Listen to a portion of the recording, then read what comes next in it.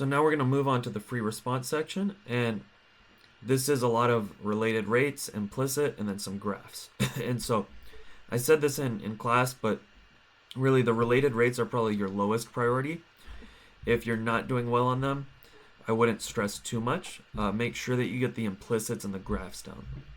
So this first one says oil is leaking from a pipeline.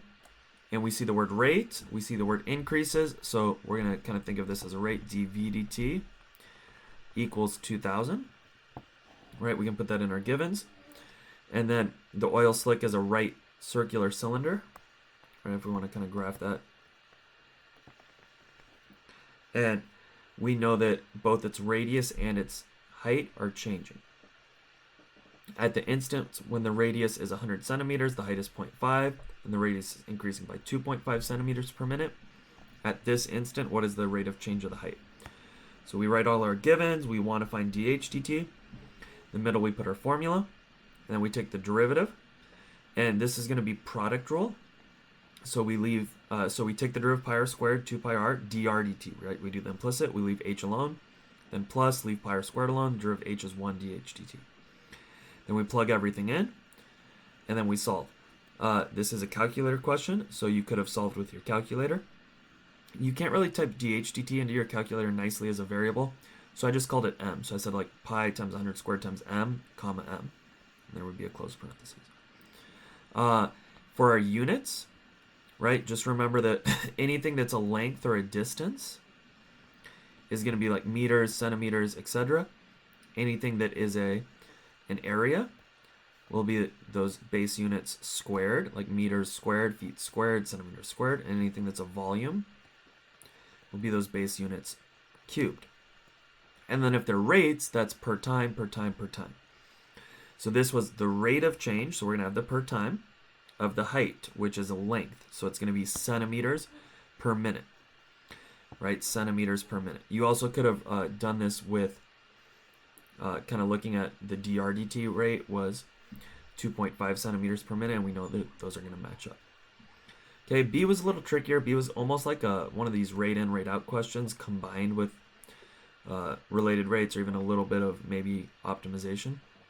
So it says the rate at which oil is removed from the spill is 400 squared to T, and oil is continuing to leak at 2,000.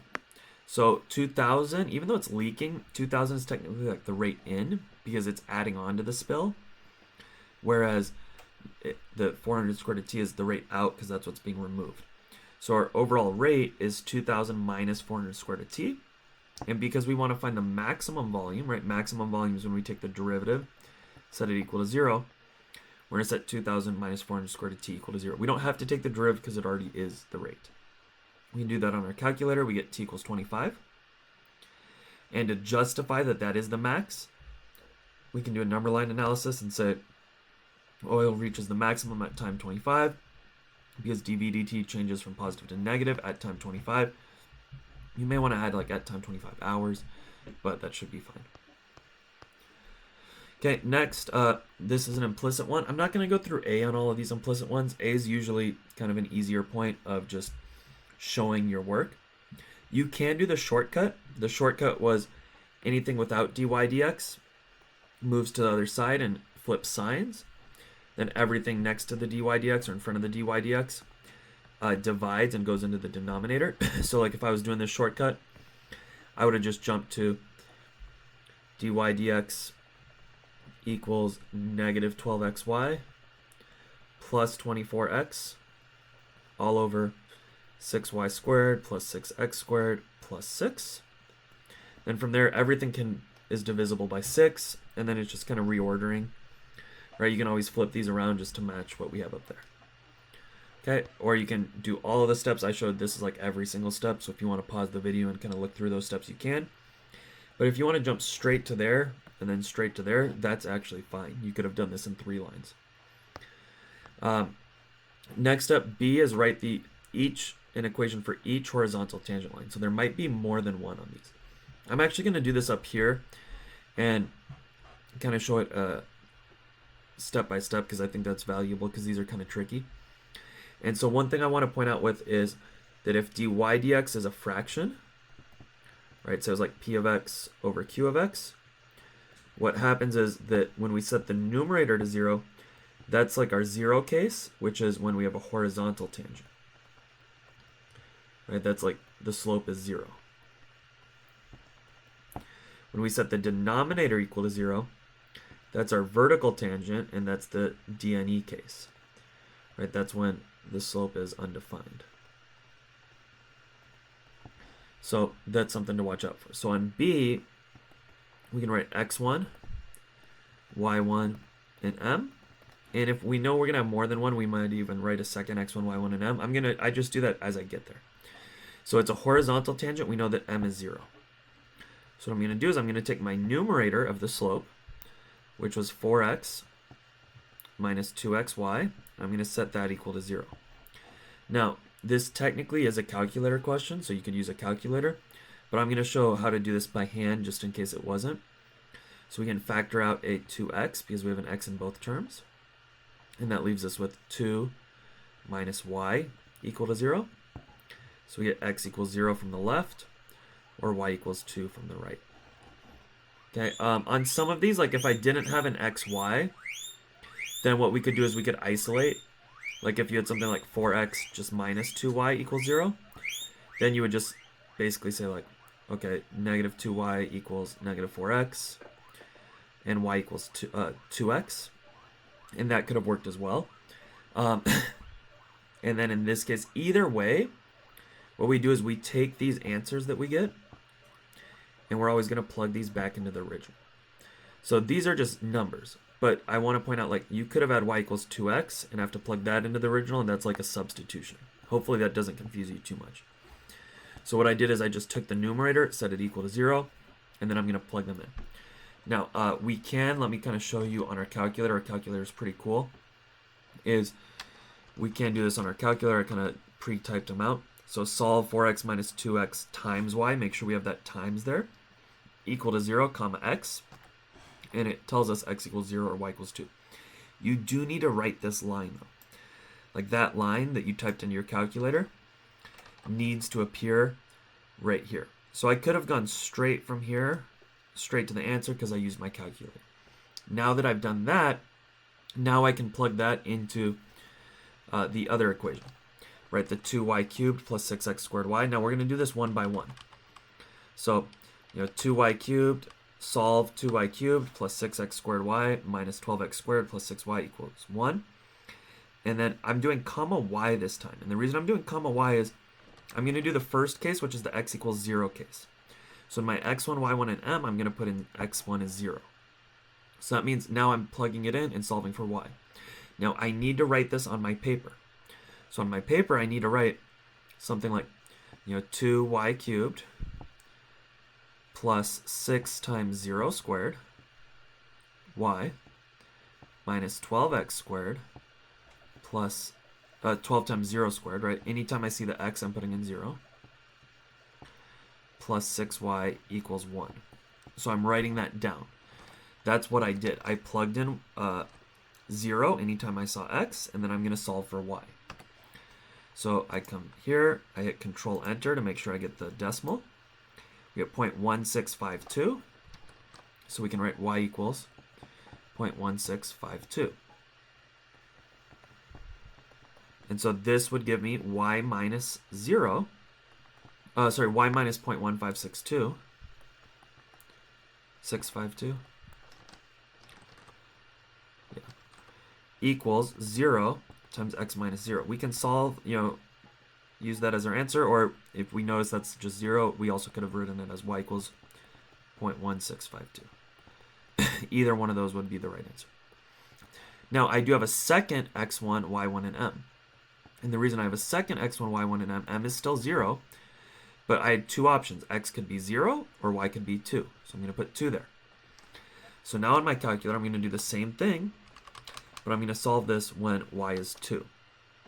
Right? So now what we need to do is we need to change the y to be an x, because when we wrote that, we're solving now for x.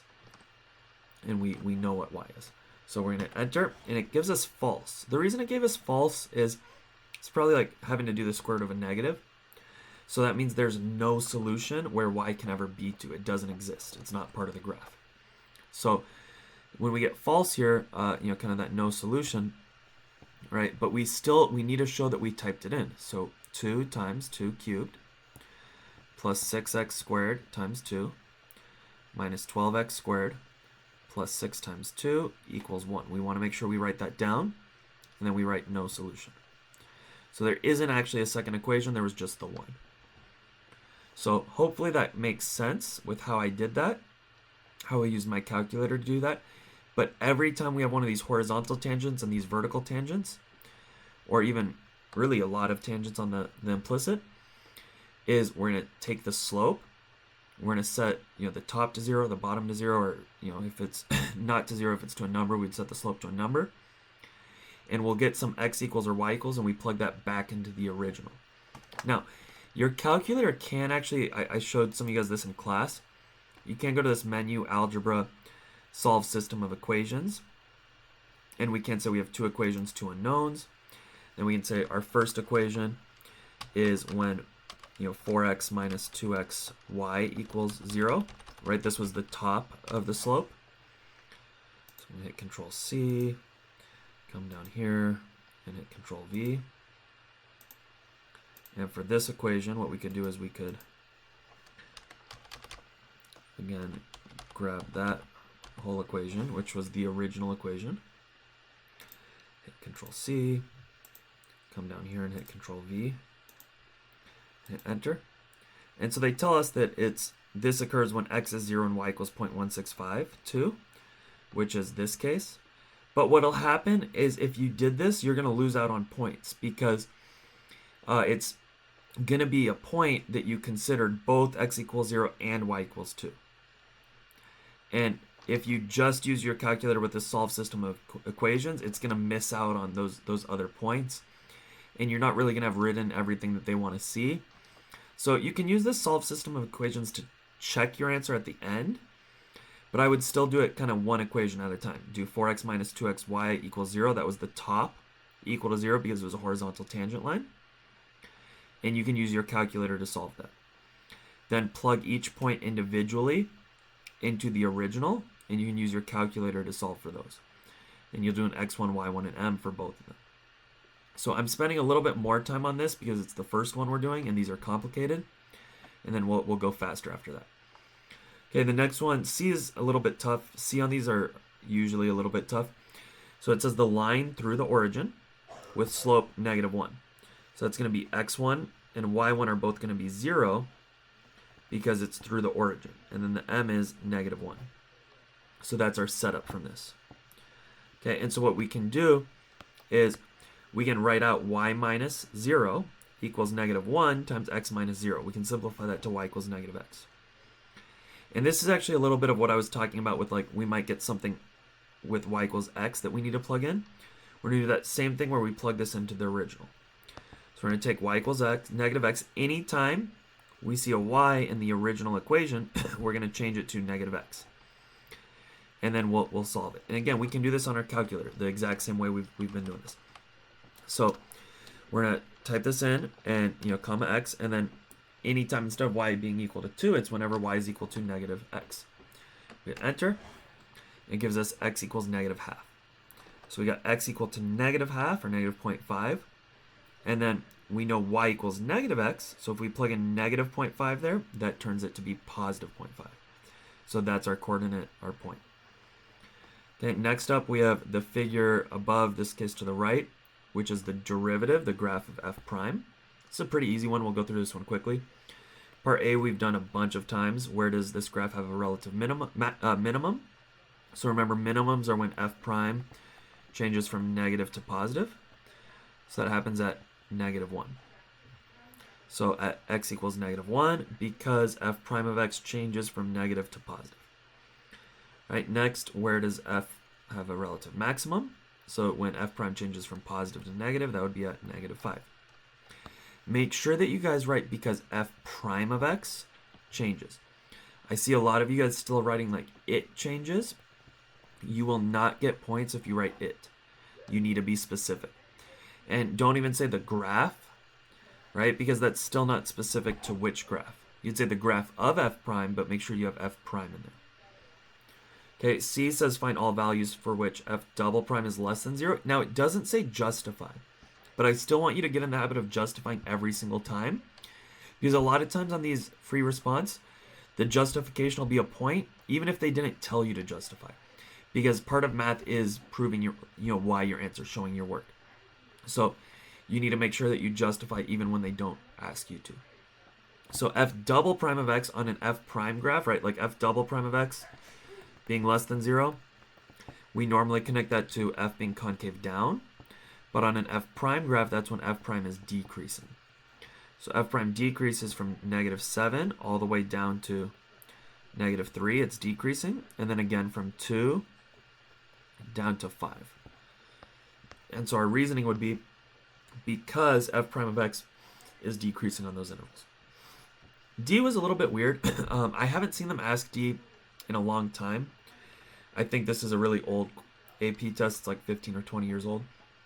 And they'll definitely ask the absolute maximum, but usually they have a way for you to actually plug in and get answers. This case, there's no way to plug in and get answers. But what we do need to kind of realize is that to go, and this is a little bit of a chapter 6 topic, so it's a little bit thinking ahead, but to go from f prime back to f, we take the integral, right, like the area under the curve. And so the first part of this, and I totally messed this up. This should have said x equals, and I kind of messed up. Anytime we see maximum, we want to do f prime of x equal to 0. And so f prime of x is equal to 0 at -5, -1, and 5. This is usually 1 point, sometimes even 2 points, is, writing that. Now, normally with absolute max, we're going to make like a table like this. But the problem is we can't actually get any values here. So I was kind of just looking at it and saying, okay, well, I know that from -7 to -5, the graph went up, right? Then from -6 to -2, this area went down, it decreased. Then we increased again, and then we increased even some more. And this helps on a number line especially. We'd see that our graph increases, it decreases, it increases, but then it increases even more. So the two options would be -5 or 5. And in your explanation, you want to either say, that these are the two options, or you want to at least say like, f increases, decreases, increases, and increases. But you need to figure out why is 7 or -5, which one is bigger. And so if we look at, this graph, essentially, I don't know what it starts at, but if it started at like, say, a value of 0, right? Well, it just increased by that area. Now, it looks like it decreased. It looks like this area is a little bit more. So it looks like at -1, it's probably a little bit below where it started off at. So -5 is definitely like our maximum right now. But now it looks like it increased way more than it decreased. So 5 looks like it's bigger than -5 because it looks like the amount that it increased is greater than the amount that it decreased. And then it continued and it increased even more. So we can say is just kind of word it something like that, where, basically between those two possibilities, the area is greater than the area that was under the curve. So, the area from -1 to 7, like that area of increase, is bigger than the area from -5 to -1, the area of decrease. So that's kind of how I worded it, right? Because the area under the curve between x equals -5 and x equals 7, we'd even say like the area, where f of x increases is greater than the area under the curve between -5 and -1, where f of x decreases. So f of x increased more than it decreased. Okay, next up we have a very classic related rates question. This is a triangle question. A is actually super easy. It's only worth a point, but it's like literally middle school math. They said to find the distance between ship A and ship B. So they want us to find this distance, like call it C. So it's just Pythagorean theorem. A squared plus B squared equals C squared. Plug in 4 and 3, we get 5. If you know your Pythagorean triples, you don't even need to show any work. Do make sure that you use the units, so 5 kilometers. Okay, B says find the rate of change in kilometers per hour of the distance between the two ships. So they're asking for dc dt. So I'm going to set up, the left side with my givens, the middle with my formula, and then the right side with my equation. Now we did the ladder question, and the ladder question we plugged in 5 here. We're not going to do that because on the ladder question, the ladder has to stay the same. But on the ship question, none of these are staying the same. They're all changing. And I want to talk about the positives and the negatives, right? Make sure we know our north, west, south, east. And it says that ship A is traveling 15 kilometers to the west. So ship A is going this way. So that means that dx dt will be negative 15 because it's getting smaller. Like this distance here is getting smaller.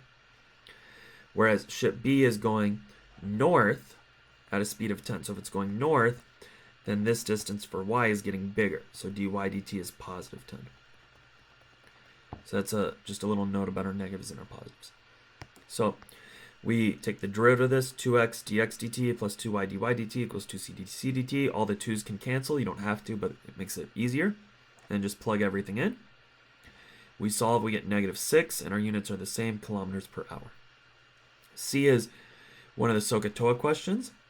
And I said this earlier is, between picking SO, KA, or TOA, you want to pick whichever one that basically, if you need one of them, then you do that. But in this case, we're finding the rate of change of theta, so we don't really need any of them. So we want to pick what we know about. Well, now that we solve for C, we actually know about all of them. We know that dy dt is 10, dx dt is negative 15, and now we even know that dc dt is negative 6. So like if we only knew these two, we would want to do sine. If we only knew these two, we would want to do cosine. If we only knew these two, we would want to do tangent. But since we know all three, we can pick any of them. Now, the derivative of tangent is secant squared. So even though we were given y and x, I'm going to stay away from tangent because I don't want to deal with secant squared. That kind of sucks. So I'm going to do sine because sine is the easiest to me. The derivative is cosine. It's nice and simple. So sine of theta is opposite over hypotenuse. The opposite we're calling y, and the hypotenuse I named c. We cannot plug any of those in. We have to leave them as variables. We take the derivative. Derivative of sine is cosine of theta times d theta dt. We have to do the implicit. Then equals low c. Derivative of the top is 1 dy dt minus high y. Derivative of the low is 1 dc dt all over low squared. Now we start plugging in. For cosine of theta, we don't know what theta is, but we do know that it's a triangle. So if we do SOHCAHTOA, right, the adjacent side is x over c. And we're trying to get something to plug in, so we plug in its 4/5, so we can plug in 4/5 in for cosine. So 4/5 times d theta dt equals c is 5, dy dt is 10, y is 3, and dc dt we just solved for in part A was negative 6. So from here, it's just kind of doing the math. On the free response, honestly, I simplified it all the way to 17/5. But if you left it at, honestly, it's not even a big deal to say 50 plus 18 is easy enough. So 68 over 25 times 5/4 radians per hour. And if you literally circled that as your answer, you'll get full credit. Don't worry about simplifying on the free response. Okay, this next one's a little bit weird. It's a table with a related rate. Part A, though, is review. It's using a tangent line. So we do need to just kind of connect that, t is going to be like our x1. And we're estimating the radius. So the radius is going to be like our y1. And then the rate of change of the radius, that's going to be our m, right? Like the r prime, that's going to be our m. So they did tell us that the radius of the balloon was 30 feet when t is 5. So, we're using this approximation at 5. So x1 is 5, y1 is 30. And for m, we're going to use 2, right? That's the rate at 5. So y minus 30 equals 2 times x minus 5. Plug in 5.4. Solve, we get approximately 30.8. And then they say, is this estimate greater than or less than the true value? Well, it told us r was concave down. Right, concave down, our tangent line's above. So this estimate is greater than our true value. Our reason is just because r was concave down. For B, it says find the rate of change of the volume. So the volume formula was given to us. We're going to do v equals 4/3 pi r cubed. dv dt is, bring the 3 down, they cancel. 4 pi r squared dr dt, make sure we do the implicit. For r, we plug in 30, that was given to us. And for dr dt, we plug in 2 from the table. And then, again, you honestly could have left this as our answer. Just make sure you add the units, feet cubed per minute. You don't need to simplify it, so that would have been totally fine. Or you could have multiplied it out. 2 times 4 is 8. 30 squared is 900. And 9 times 8 is 72, but then the 100. So you can do the math, but honestly, this, either one of those would be full credit. Okay, this guy asks us to find dy squared, dx squared, the second derivative, and it's implicit. Now they give us the first derivative, so this is going to be product rule. Derivative of the first is 2y dy dx, leave 6 minus 2x alone. Plus y squared, leave that alone. Derivative of the second is negative 2. Now, I like to plug in as quickly as I can. So I do need to plug in this for dy dx, right? Like the dy dx needs to get plugged in. Make sure you're careful with your parentheses. I add as many as I can. And then anywhere I see a y, I'm going to plug in 1/4. Anywhere I see an x, I'm going to plug in 3. Well, since this is 6 minus 2 times 3 is 6, that's 0. 0 times anything, that entire term is going to 0 out. So it's really just negative 2 times 1/4 squared. Negative 1/4 squared is, 1/4 squared is 1/16 times negative 2 is negative 1/8. Okay, next up, this question was very, very easy. For what values does f have a horizontal tangent? We have the graph of f prime. So horizontal tangents are our zeros, so negative 7, negative 1, 4, and 8. And make sure that you explain it. Even though it doesn't say justify, justify. The justification was a point. You would have done really bad on this question if you didn't justify anything. For what values does f have a relative maximum? So relative maximum is when f prime goes from positive to negative. So that happened at 8 and at negative 1. So same thing, because f prime changes from positive to negative. And for what values of x is f concave down? That's when f prime is decreasing. And so f prime decreases here between negative 3 and 2, and then between 6 and 10. Right? If we want to know, are we going out to infinity or negative infinity, just look and see if they gave you an interval. They did, so we stop at 10. So from negative 3 to 2, and from 6 to 10. Why? Because f prime is decreasing. Okay, next up, another implicit. I'm not going to go through A. I did the shortcut on A here. We do the product rule, right? And then another product rule. Now for this second product rule, just be careful. I put a plus here, even though that's a minus. And the reason I put a plus there is I grouped the negative with my first term. So I changed it to a plus, and then I put the negative inside both parentheses. You don't have to do that. It helps me because both these terms both need to have that negative represented. So if you didn't group the negative, then both this and this would have needed to be negative. But somehow the negative needs to appear both ways. Okay? And then I did the shortcut. So the shortcut is the terms without, right, negative y squared, and then this flips to positive 3x squared y, go to the other side. The terms with the dy dx, 2xy and negative x cubed, go to the bottom. Okay, this is similar. Write an equation for each tangent line where the x coordinate is 1. So we're going to do x1, y1, and m. We're going to just start off with 1, right? Like we don't have this part yet. And then we're going to do xy squared minus x cubed y equals 6. This was non-calculator, so we need to do this by hand. So anywhere I see an x, I'm going to put in 1. Y squared minus y equals 6. Subtract the 6. Do your x method. Y minus 3 times y plus 2 equals 0. We get y equals 3 and negative 2. So I'm going to put, x1 was 1. Y1 is going to be 3. But then I need to make a second x1, y1 with, I don't know the m yet, with 1 and then with negative 2. So I have two x1, y1s and m's. Then to get my m's, I plug those back into the derivative, right? So I plug in, I did it twice. This one was for 1, 3. So anywhere I saw an x, I put in 1. Anywhere I see a y, I put in 3. Solved, I got 0. So x1 was 1, y1 was 3, and m was 0. Then I did it again for 1 and negative 2, and I got 2. So x1 is 1, y1 is negative 2, and m is positive 2. So then I write my two equations, and there we go. All right, for C is the one where we do need to plug back into the original, and that's because it asks when the vertical line is tangent. The reason I didn't have to plug back into the original on B is because they gave me an x value already. So I didn't need to solve for it. I didn't need to go back to the original. But when they don't give me an x value, that's where we need to make sure we go.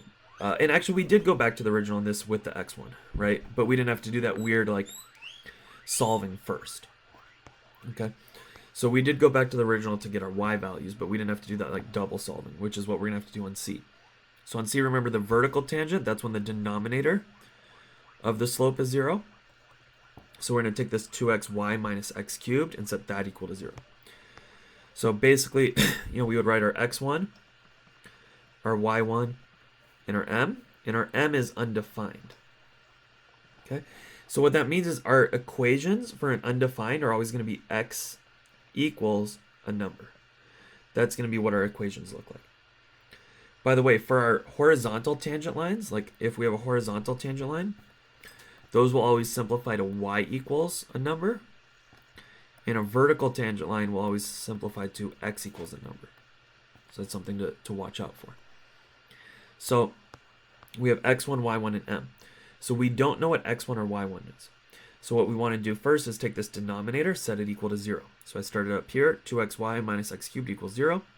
I can factor out an x from both of them. So x times 2y minus x squared equals 0. That gives me x equals 0. Or if I add x squared over, divide by 2, y equals 1/2 x squared. So I'm going to plug both of these in back to the original, right? That's what we did last time. We plug them back into the original. So in the original, if I plug in x equals 0, that's pretty easy.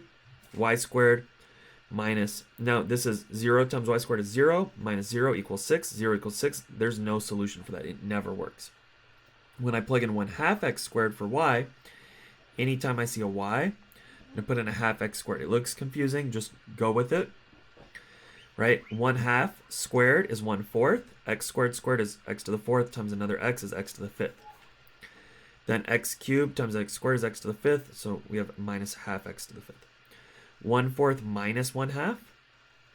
Right? I didn't want to deal with fractions, so I just did times 4, and times 4. So I got x to the 5th minus 2x to the 5th equals 24. That's negative x to the 5th equals negative 24. I divided by a negative. So I get x to the 5th equals negative 24. I did the 5th root of both sides.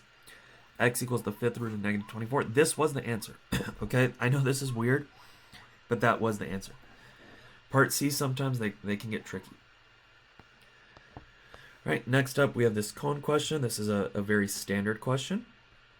A says, find the volume of water in the container when H equals 5. So our volume formula is V equals 1/3 pi r squared H.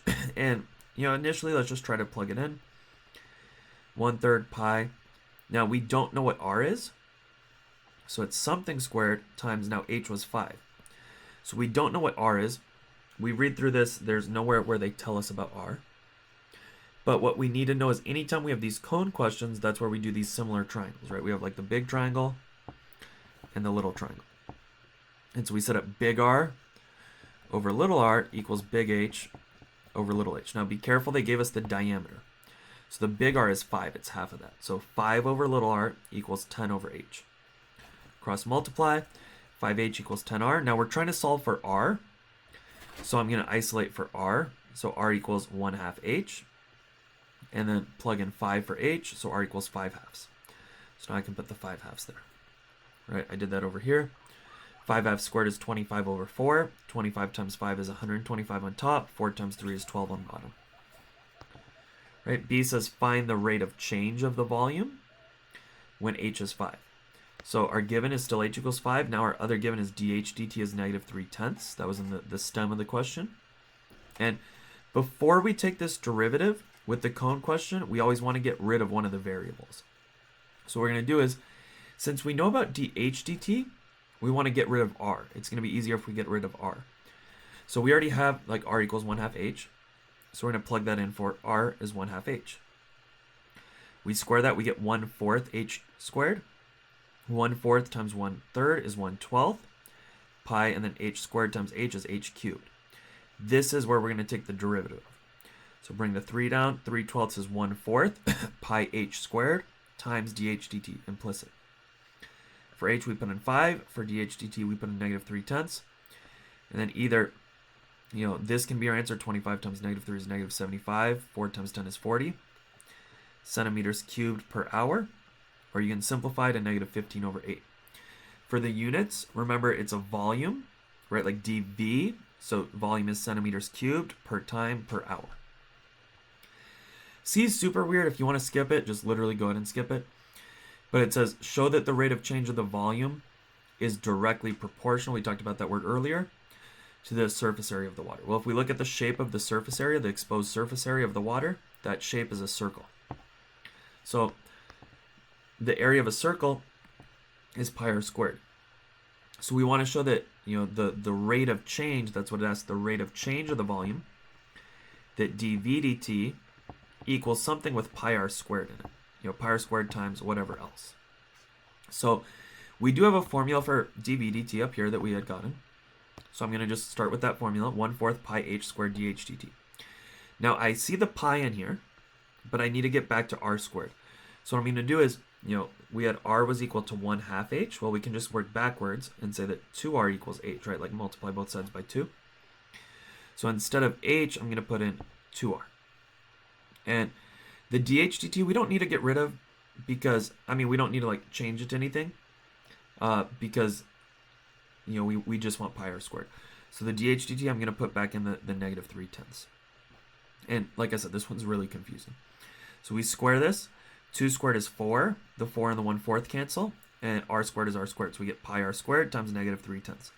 This is directly proportional, right? They both have a pi r squared in it. But it's just times k, like a value, some number. So that constant of proportionality is -3/10. It's whatever else is there besides pi r squared. Okay, another implicit. Again, I'm not going to show this. You guys can do this on your own. This was actually really easy. Just this part, the 3xy, that's a product rule part, but everything else is pretty straightforward. I moved all of the dy dx terms to one side and the numbers to the others, like anything else to the other side, and then I divided by the dy dx terms. B is another one of these tangent lines where the graph is horizontal. So we're going to start off, now this one's by hand, so this is a good one to practice by hand. So we're going to start off with, this says show that there is a point with x coordinate 3 where it's horizontal. So this is a little bit weird. You're not going to put in m equals 0. Even though horizontal tangent is m equals 0, it's saying show that at 3 the slope is 0. So we're actually going to start off with 3. So what we're going to do is we're going to do like x1, y1, and m. And we're only going to put in x1 as 3. So what we're going to do is we're going to take this 3 and we're going to plug it into the original. So that's what I did right here. So I plug in 3. 3 squared is 9. Plus 4y squared equals 7. Plus 3 times 3 is 9y. Move everything to one side. 4y squared minus 9y plus 2 equals 0. Do your x method. And you should end up with y minus 2 times 4y minus 2 equals 0. That's y equals 2 or 1/2. So I'm going to do 2 x1, y1s, and m's. One with 3 and 2. And one with 3 and 1/2. Then I'm going to plug in the 3 and the 2 back into the derivative to get our slope. When I do that, I get 0. So this did just prove it. It showed it. When I do the 3 and 1/2, I don't even have to finish solving because it's not 0. It's something else. And they didn't care about what the equation of the tangent line was. They just said, show that one of them is 0. So at the point 3, 2, we have a slope of 0, which is the horizontal tangent line. C is asking about dy squared, dx squared. At that point, we found in B. Now, here's a trick for you guys. If you don't get B right, just make up a number and then do C. They'll give you what's called continuity. So just say like, oh, y1 was 1. It's not, that's the wrong answer, but it'll allow you to do part C. So if that ever happens to you, if you ever have to use like part C, Like you get stuck on B, you read C and you're like, oh, I know how to do this, but I just have no idea what that value was. Just make one up.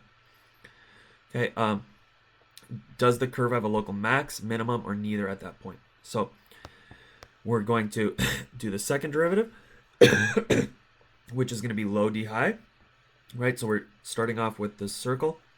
Low is the 8y minus 3x. D high would be 3 dy dx minus 2 minus high d low all over low squared. Now, you don't actually have to go here and take this whole guy and plug it in here because that's too much work. What we can do is we know, hey, at this point, the slope was 0. So we're going to put in 0 anytime we see dy dx. For y, we're putting in 2. And for x, we're putting in 3. So 8 times 2 is 16 minus 9, right? And then 3 times 0 is 0 minus 2 minus, and then 3y minus 2x is 6 minus 6, and then 0 minus 3. The 6 minus 6 all goes to 0. So this is 7 times negative 2 is negative 14 over 7 squared. We get negative 2 sevenths. And they asked, is this a maximum or minimum or neither? Well, normally with maximum, minimum, or neither, we do like y prime. We do a number line analysis. But if you ever get a question, this is very rare, but if you ever get a question that's talking about the second derivative and then they immediately ask about max, min, or neither, that's a hint that you're doing that second derivative test. So we already know that at point P, y prime was equal to 0. So now when we do y double prime and we get negative 2 sevenths, we get something less than 0. That's concave down. That means that this point would have been a maximum by the second derivative test. So we just kind of want to state both of those. So that's kind of our explanation. The curve has a local max because by the second derivative test, because y prime is 0 and y double prime is less than 0. So normally we're doing like because f prime changed from positive to negative. Well, with the second derivative test, you just literally put y prime is 0 and then y double prime is either less than 0 or greater than 0. Okay, this one, skip B and C. This is my fault. Those are from next semester. So we're just doing A, which is show that dh dt is negative square root of h over 5. This was a little bit of a weird one, but they gave us that r was 5. If we look at this shape, it's not changing, right? It's always 5. So the height as it goes up and down changes, but the r is always 5. We want to immediately plug that in. So we want to plug in 5. So we get, 5 squared is 25 pi h. So we're going to take the dv dt here, and that's going to be 25 pi times 1 dh dt. And they told us that the volume was changing at a rate of negative 5 pi squared of h. So for dv dt, we're going to plug in negative 5 pi squared of h. Pi's cancel. Divide by 25, and we get dh dt equals negative square root of h over 5, which is what they asked us to find. Yeah, this one was 1991. It's a little bit wonky in places. And I haven't seen anything like this asked really since 1991. So again, if you want to skip this question, just feel free to skip it. I think it's good practice, but it is a little bit weird in places. And what makes it really weird is this even business. So what happens is they only tell us about the right side, but technically we need to also be thinking about like the symmetrical left side of it. So in a way, it's actually easier to do part C first and then go back and do A and B because it kind of helps me to think about the other sides. And so, what I did for part C, and I'll erase this and just kind of show it. And I literally think that it's so much easier to do part C first here, is to sketch it out. Is f of x is 1, right? At f of 0 is 1. At f of 1, we get 0. But since it's even, that means it's symmetrical, so f of negative 1 is also 0. Then f of 2 is negative 1, which means f of negative 2 is also negative 1. And I'm just going to kind of start at the beginning and go backwards, like start at the origin. So I'm going to look at f prime of x. So it says that between 0 and 1, that f prime of x is negative, and f double prime of x is positive. So that's decreasing concave up, right? Decreasing concave up looks like that shape, right? So we're going to kind of draw that shape in here. Then at 1, it levels out, nice and smooth, and then it goes to decreasing concave down. Well, decreasing concave down is that shape. we're going to go down to that shape. Then at f prime of 2 is undefined. It's going to make a kink or a corner. And then it goes to increasing concave down. Increasing concave down is that shape. To 3. I don't know if it goes to 0 or where it goes, but it's just the shape, so it doesn't really matter where we take it because it doesn't really tell us. It tells us that between 2 and 3, f of x is negative. I don't know if at 3 it hits 0. It might, but that's good enough. Then we're just going to flip it because it's even. All right, so we're going to flip it. And it makes sense that this comes to a kink because they were both undefined at 0. And so this helps me out because this is going to really help me out with when I flip it, is it increasing or decreasing? Because what happens, and this is a little bit weird, but on an even, when I flip this side, the increasing and the decreasing, they all change. So like if it was decreasing, well here now it's increasing.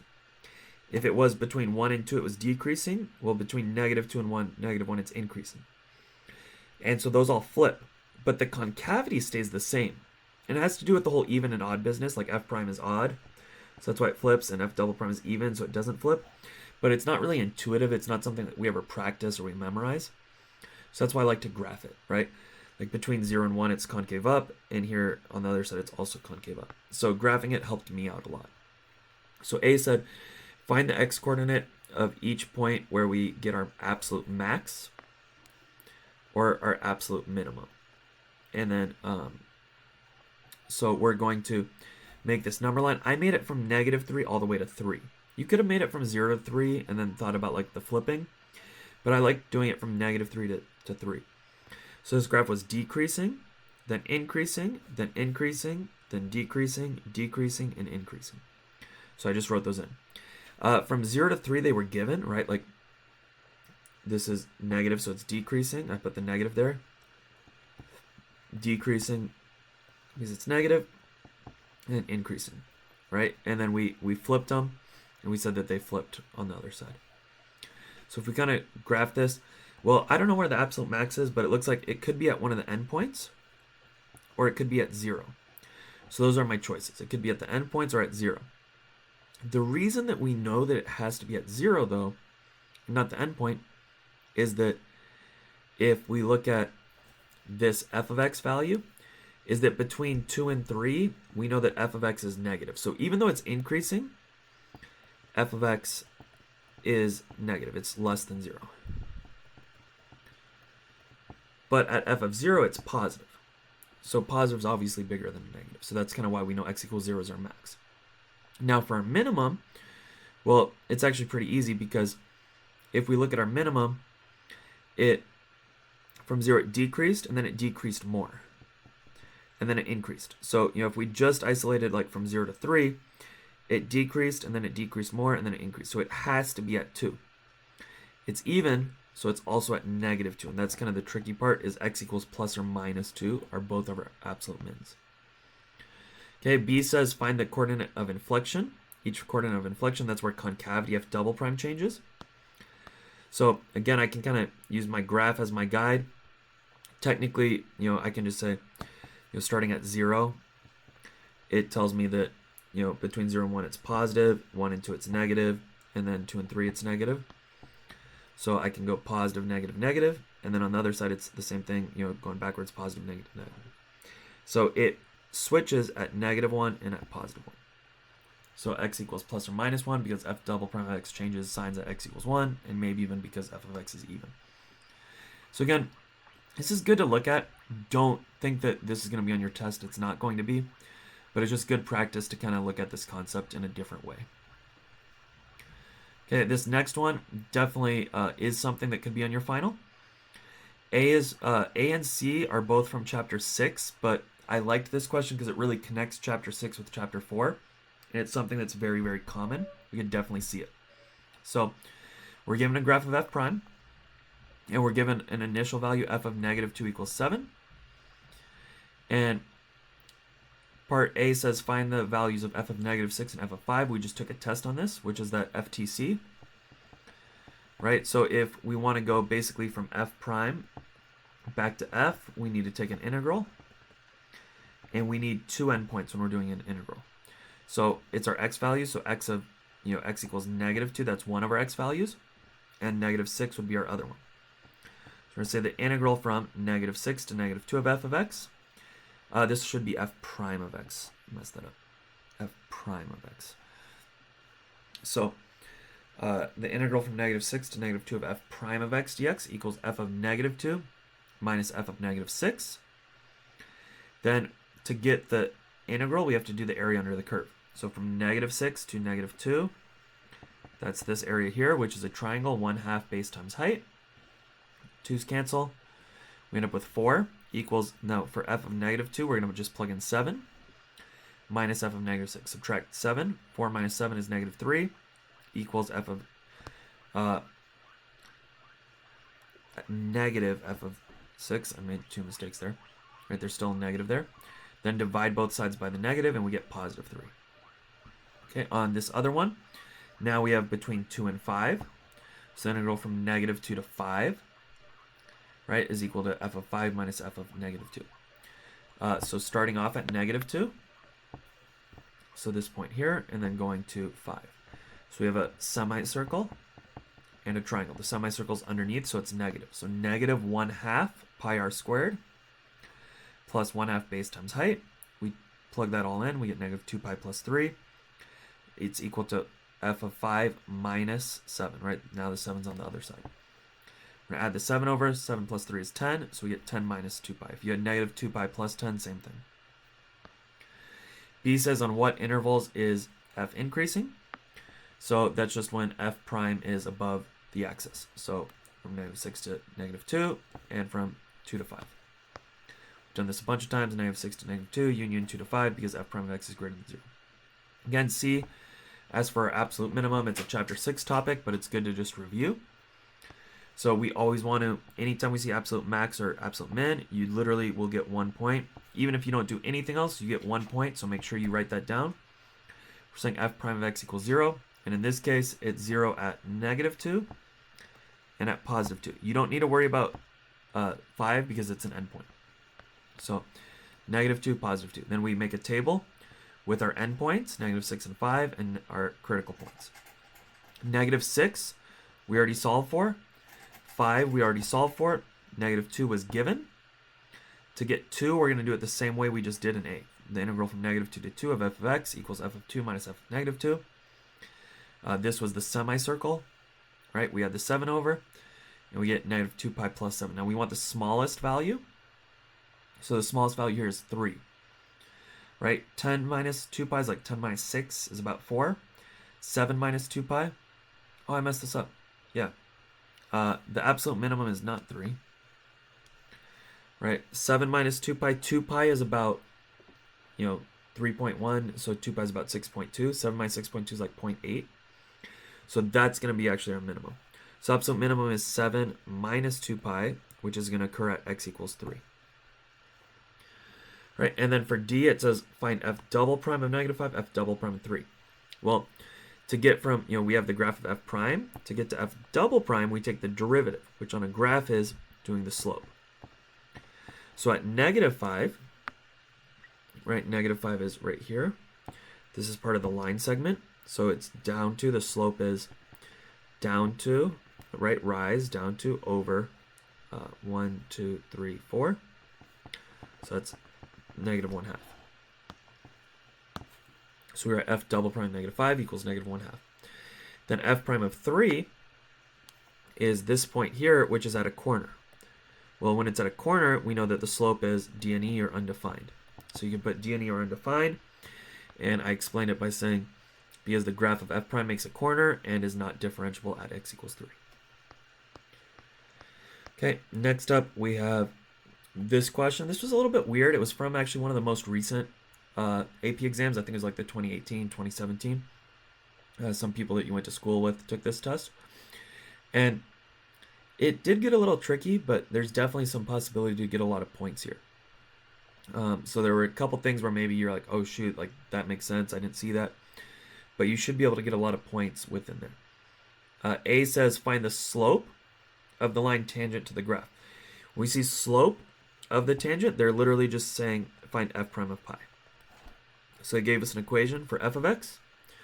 The derivative cosine is negative sine of 2x, and then chain rule times 2.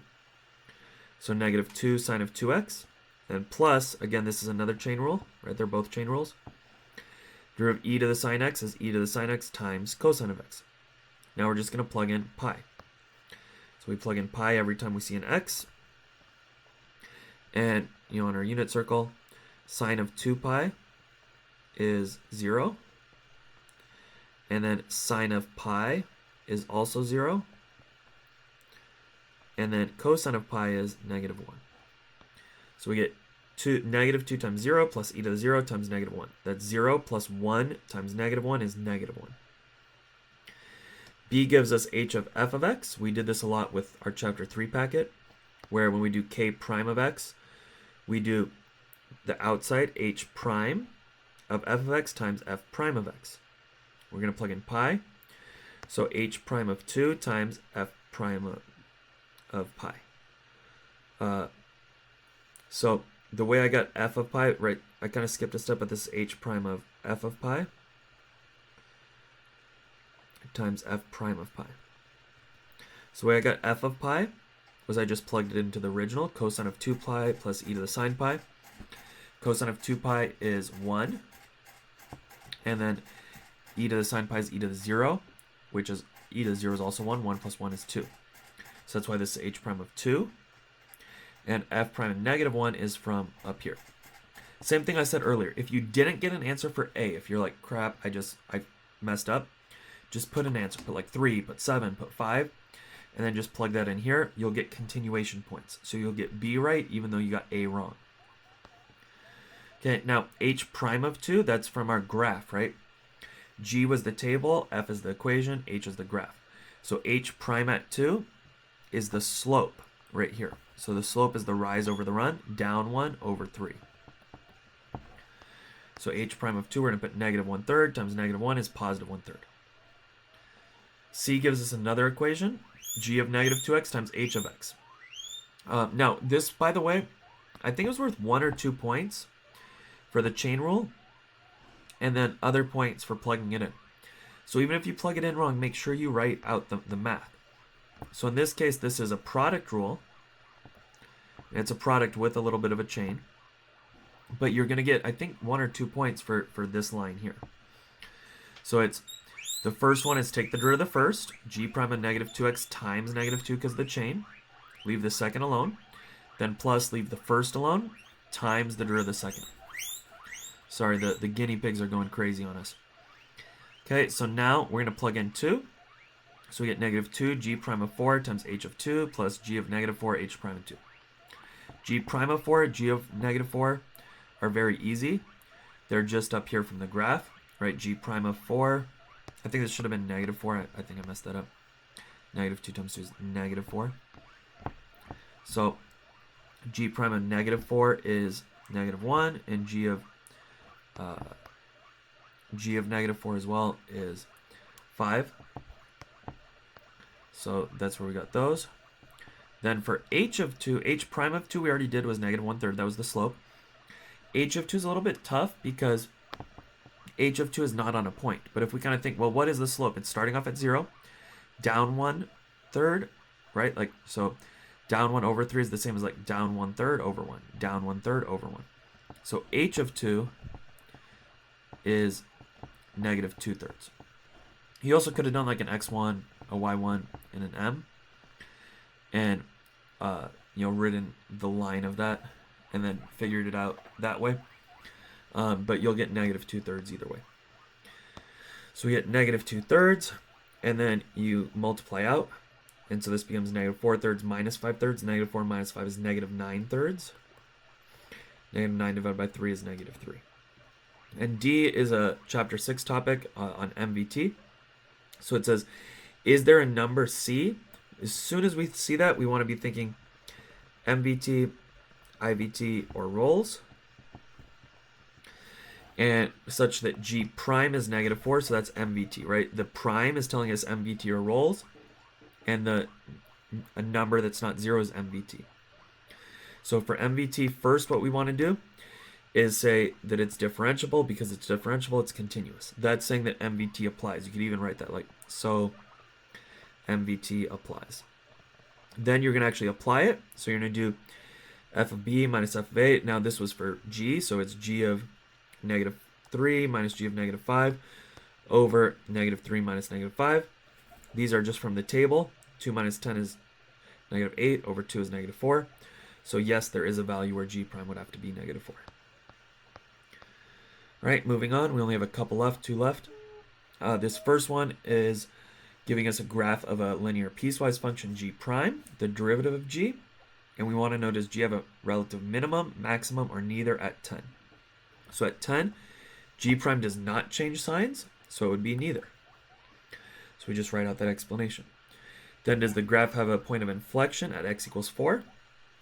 Well, g prime, right, like g prime to get to concavity is g prime increasing is concave up, g prime decreasing is concave down. So g prime here did change between increasing, like g prime increasing to g prime decreasing. So yes, it does have an inflection point there. Again, we just kind of write that out. We either say because g prime changed from increasing to decreasing, or because g prime had a relative max. Both of those would get full credit. Then this last one, again, this is from the 2016 exam. So pretty recent. Part B, my mistake, cancel it, like cross it out. It's for next semester. But Part A and C are actually a lot easier than they look. Now, Part A is a Chapter 6 topic, but we'll just roll with it.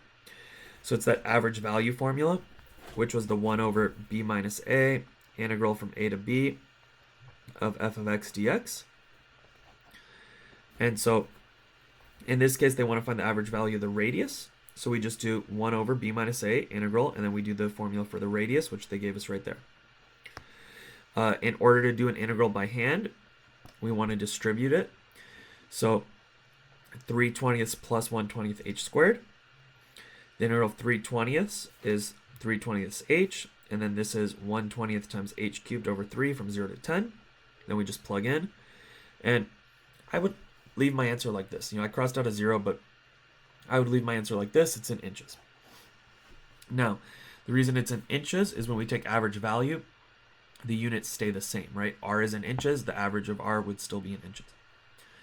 You could have simplified it, like times 3 times 3, you get 109 over 6, and then 10 times 6 is 109 over 60. So that's also a good answer. But either of those two answers, it's a lot easier than it looks. When you see this picture, you're like, what the heck? You just freak out. But it's actually an easy question. C says the funnel is draining from the bottom.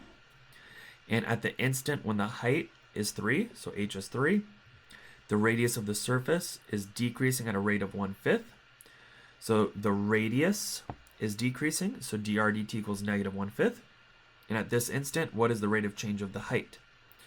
So at first you see this and you get really scared and you freak out. But there's only one formula that we have. You don't need to worry about like, oh, what the heck is the formula of that area or that volume? That's not what they're asking.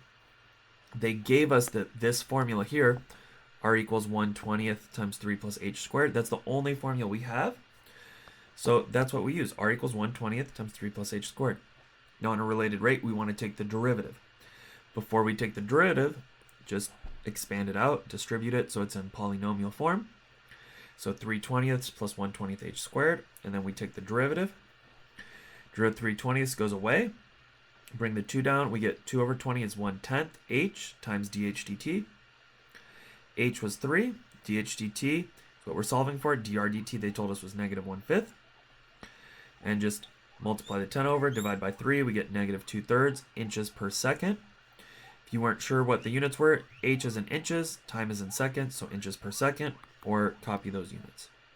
So anyways, there's that.